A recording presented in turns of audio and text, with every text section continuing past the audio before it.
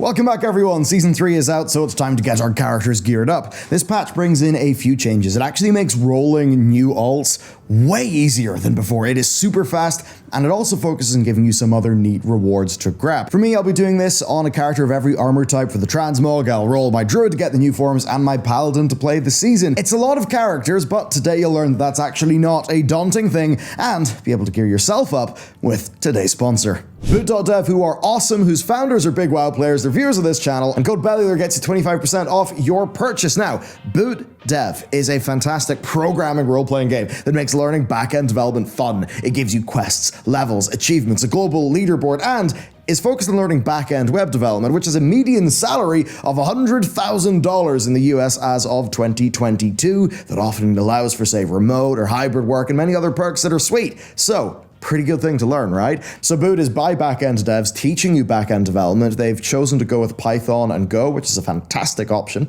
And their whole ethos is to avoid tutorial hell. If you've been a programmer like I have, you're bouncing around different places, different tutorials. It's to give you a one-stop shop where you can just go and write code. Their platform is geared exactly to that. And just going through the various different topics, there is an utter boatload of content. It's starting very approachable, then they're going properly in depth, and they're adding new lessons all the time. As I said, one-stop shop that lets you take a proper learning pathway done by industry pros with all of the nice, RPG elements and stuff to keep it fun, to allow you to actually feel that your progress is tangible. And of course, all of the focus on actually shipping and writing code. Oh, why weren't they there in 2012 when I was doing this in university? Obviously, these are skills that are just generally interesting, but also do have significant earning potential. So yeah, I think Boot are absolutely awesome. They are teaching this in one of the best ways that I think is out there, and you can learn to code with 25% off the annual plan using code Bellular. Hit up that link down below, and a big thanks to the founders, Lane and Alan, for supporting our channel. That said, let's go. Right, I'm going to do a quick fire of what's changed from the previous season. Our upgrade currency is now merged into just being crests. Fragments are gone, and now crests are in our currency window rather than our bags. However, the weekly cap has decreased to 90 a week, down from 150. Other than that, though, the upgrade system is pretty much unchanged. What's very different though is the week 1 revival catalyst. That just lets you get geared up way more reliably with tier. Blizzard are also continuing having the mastery tier token achievement and the Omni token, which is pretty sweet. And if you're not jumping fully into the harder content, there is good news, because Time Walking Heroic and Mythic Zero dungeons will also be counting towards the vault. Season 3 also is a bit different, and it brings with it higher item levels than past seasons across the board, along of course with the usual complements of gearing sources from our new zone. With the changes covered then, let's just get stuck in.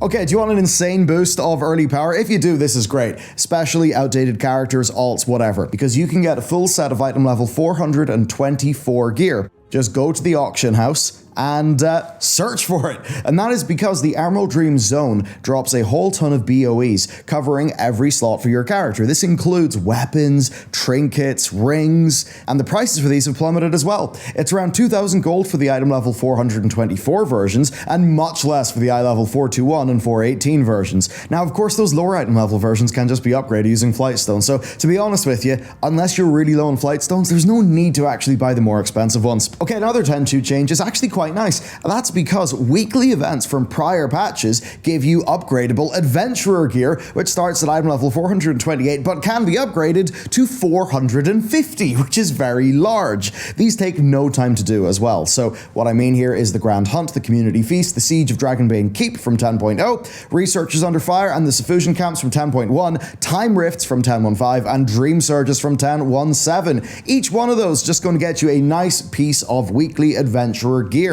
But what's really nice is that the Dream Surges and the Time Rifts, well, those weeklies just give you a token, and you can use that token on whatever slot of gear that you want from their vendors, which is really nice. Of course, Soradormi is hanging out here, where the rifts happen every 30 minutes, and the Dream Surge zone will be marked on your map very clearly. But there's another super powerful wrinkle to this, and that is that the Time Rift and Dream Surge gear actually counts as Season 2 gear. Second, the Revival Catalyst returns today, Season 3, Week 1. Third, it costs nothing to turn previous season's gear into tier. So combine these facts together, and yes, that means you can get Season 2 tier gear, but with a Season 3 scaled item level, which is kind of insane. So yeah, you just get the piece of gear that you want from the Time Rift or the Dream Surge, you upgrade that to item level 450, and then you turn it into tier. For some reason, if you do that the other way around, you turn it into tier and then try to upgrade it, the upgrades don't work. But basically what this means, right, is you can get your 2 set of Aberrus item level 450 tier gear in week 1 of this season, and then next week when you do your Time Rifts and your Dream Surges again, you could get the other 2 sets. As an example for me, I will be doing this on my alts because my main character, it will be going and getting new stuff, right? It'll be doing the new raid, but my alts won't be doing that. But having just a 4 set from Aberrus at eye level 450 for my alts, that'll be a really, really nice boon. So with those 2 facts, congratulations, you are basically sorted. You've got a whole bunch of item level 424 gear from the auction house with a few upgrades. You've then got some maybe slightly better gear from those old weekly bits of content, and you may even have your 2-piece, soon enough your 4-piece of Aberrus gear. The question then is, what next? And the answer is, heading into the Emerald Dream.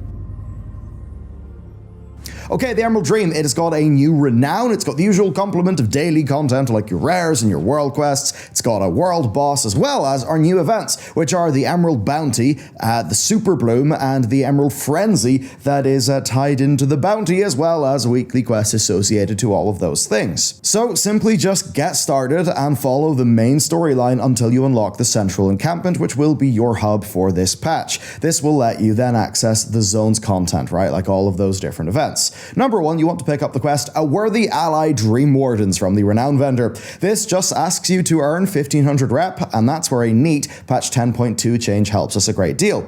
Rather than the main quests just giving you rep in your character, instead finishing those campaign chapters gives you a token that is worth the reputation. And that means you can either hold these tokens back and only use them during a rep boost event like WoW's 19th anniversary that's coming up soon, or say the Dark Moon Fair, or you could just use the token after you have picked up the following week's A Worthy Ally quest, which will allow you to finish that weekly quest instantly on reset, which, is really damn handy. Okay, Super Blooms then. These are a big event. They happen at the top of every hour. They're marked on the map. Doing them gets you strong rewards based on how much you actually contribute, alongside the likes of, say, Dream Seeds, which will be useful later on. Also, there's a weekly quest from the Dryad NPC who you'll see around the area. So, do those. You'll also see Emerald Frenzy events. These will be marked on your map. They happen about every 30 minutes. Doing these is useful. It gets you dewdrops and seeds. Those dewdrops and seeds are used in the Emerald Bounty event. These appear across the zone. They're marked by a leaf in your map, where basically you plant and then you nourish these seeds with, the seeds and then the dewdrops. And whenever they bloom, congratulations, you will get some loot. Now, there is a weekly quest for doing 5 of those seeds. Be sure to pick that up, of course, and then just, go do the seeds. That will get you reputation, gear, more seeds, potentially cosmetic items like some really nice new mounts. The gear that you get then from these weekly sources can actually be on the Veteran track, which can be upgraded all the way up to item level 463 if you have the Drake Crests, which is a fairly great item level. Okay, next then, doing everything I've just mentioned will get you Dream Warden's reputation. That's the new renown. When you hit renown level 7, you can purchase item level 441 gloves, and you can get champion track item level 454 gloves at renown level 14. These are fairly achievable renown levels. People were able to actually max this renown to 20 because of bugs during week 1. That has been fixed, so let's just cover what is officially possible. Of course, look at the screen, you'll see like map coordinates and useful resources. There are 9 side quest chains that award between 250 and 1500 rep each. There are 7 treasures here that are dropping 200 rep each, so that is, that's really most of a renown pretty damn quick, which is handy. You've got a Worthy Ally, Dream Wardens, which gives you 500 rep. The Super Bloom gives you 1000. Rares and World Quests give you 50 each. The 2 2 supply crate crests, which are for crafters. These give you 250 as well. Then obviously helping out at the Emerald Bounty, that will give you reputation based on how much you actually contribute with all of those seeds. Basically, right, if you add all of these things together, you should be able to quite quickly get those eye level 441 gloves at the very least. Now, for many of us, renown level 18 will be a fairly major goal. That's because it unlocks the infinite augment rune. Basically, this is just an augment rune, but you buy it once for 100 grand and that's it. 100 grand is expensive, but it's a lot cheaper than a whole season of using augment runes that are consumables. Finally, rank 20, maxing out this new renown, will give you 2 enchanted worm crests. This is really good. These are used to make crafted gear at a higher item level, and worm means item level 473, which is pretty damn awesome. Of course, if you're a world content player, these worm crests will be out of your grasp. They're from higher up mythic keys or like heroic raids. So if you're not doing that, getting renown level 20 is a massive goal because yeah, worm crests, that's pretty sweet. Finally then, on crafted gear, you will get a full spark from the quests that are available initially, and then you'll get half a spark each week for doing the A Worthy Ally quest, pretty much just like how patch 10.1 worked. Now, one thing, creating a spark from the 2 different components does cost 250 flight stones, which kind of stings, and while the crafted gear is a smidge weaker and the embellishments have been nerfed a little bit from last season, relatively speaking, this is still a really terrific way to get gear. Finally, we've got the world boss, which will be active from the start of Season 3, dropping champion gear, item level 454 that can be upgraded. So, between all of these different methods, look, getting your character decked out in like eye level 450 and beyond is honestly a fairly straightforward, rapid enough process. Okay, let's talk about crests then. So here are the related sources, item levels, etc. for each crest. You can take screenshots of these and save them for your own reference later. This is actually what you would expect from our last tier, just we have a lower weekly cap. Now, a neat thing is you can trade a lower crest up to a higher crest at a rate of 90 of the weaker crest to 15 of the stronger crest. Now, these only unlock at certain item level thresholds. You can see those up on the screen, and all of this does count towards your cap for each one of those crests. But the bit basically that matters here is, let's just say you've got a whole bunch of Drake crests that you really don't need, but you actually could use a worm crest. You can just go and make that now instantly instead of having to go out and get it, assuming you have those spare drakes, which honestly for loads of us is really, really damn handy. As for using your crests, it's the same principles as before, but they are more important because of that lower cap. So if you're capable of doing, say, Mythic Plus or Raid at a certain level, and your current gear is not a limiting factor in you being able to do that, then you really should not use your crests to upgrade the gear that you've got to below the level of the gear that will drop from the content that you're going to do. Because let's just say you upgrade a piece of gear and then a better piece of gear drops in the same slot. Well, congratulations, if that happens, you will have wasted your crests. And if you didn't need to do that upgrade in order to do the content that would get you the better gear, yeah, you may as well just hold off. Of course, with a 90 a week cap down from 150, making a mistake here is just a bit more punishing. So keep that in mind, but basically there's crests. It's largely the same. It's a bit slower with better quality of life, and the nice change that if you're capped in a crest, the game will reward you with the crest below the level that you are capped at. Overall, a nice iteration of the system, and next let's talk about some seasonal gearing.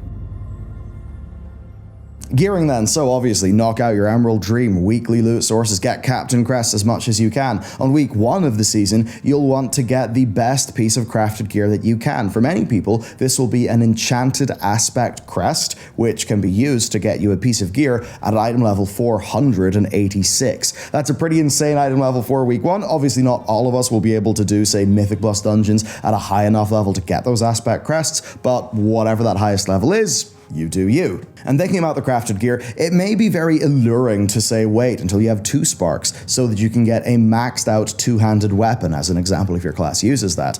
I would say though that you're likely better getting 2 pieces of gear and both of your best in slot embellishments, and then getting, say, your big 2-handed weapon from somewhere else. Now, to learn what those best embellishments are, of course, look up the class discords or the class guides on a site like Wowhead. Overall then, that is crafted gear. Tier gear, of course, is our main initial source of power, and this season it's a lot nicer than it was last season. The catalyst is active from week 1, and you get a charge every 2 weeks. but it does spawn with a charge, and that means you get a piece of tier on weeks 1, 3, 5, and 7 of the season. Now, in addition to this, Farak also drops an Omni token that can be turned in to tier of your choice, and of course, getting Keystone Master ahead of the curve or 1600 PvP rating will complete the achievement that just gives you a heroic tier token. And finally, then, something that mixes this up is that LFR is available from week 1, and rather insanely, LFR Wing 1 has actually got 2 bosses that drop pieces of tier gear. So basically what this means, right, is you want to expend all of your RNG based sources of tier gear by doing the raid on, say, heroic and normal, if that's possible to you, and then, if you need some drops, doing it on LFR. After you've got all of those potential drops, then you'll know how to best use an Omni token if you have one, the Creation Catalyst, or say your Mastery token. Overall then, expect to complete your tier set faster than you have in prior patches. And really, that is it. Play the game, you'll get some gear. What's, I think, very big this time around is how rapidly you can get your new characters stuck into that fresh content. This even applies to boosted characters, which I believe get a full set of non-upgradable item level 424 gear as well. Now, of course, between the really gorgeous looking Emerald Dream gear that you can get for every armor class, as well as the various, honestly, very nice cosmetics and things to chase in the zone itself, there is quite a lot of nice things to do in addition to the usual seasonal content. And really, if you're doing that seasonal content, it is the same as last time. There are some minor tweaks. As an example, tier tokens drop comparatively a bit less. Blizzard felt that if we're all getting tier from the Catalyst, why barrage players with tier tokens that they very rapidly won't need? Another nice example for quality of life is that, you know, all that very rare gear that can drop in a raid, now it drops in addition to, rather than instead of, your usual drops, which actually does mean, yeah, slightly more raid gear. Overall then, what we're essentially seeing is a refined vision of what a season looks like in the Dragonflight era. Obviously, as we proceed into our next expansion, A War Within, do expect to see the Delve system make world content quite a bit more, I suppose, in-depth and interesting insofar as how you get gear, and expect the Warband system to allow you to have a more formalized, longer-term way of sharing progress between your alts and also having some nice passover gear from your main to your alts in the form of Warbound gear. All quite interesting stuff. That is for the future though. So till then, thank you very much for watching today's video. I hope you found it useful. There's much more on the channel if you're down for that. Thank you to all our members at bellular.ghost.io and today's sponsor, LG. That's it for me, and I'll see you next time.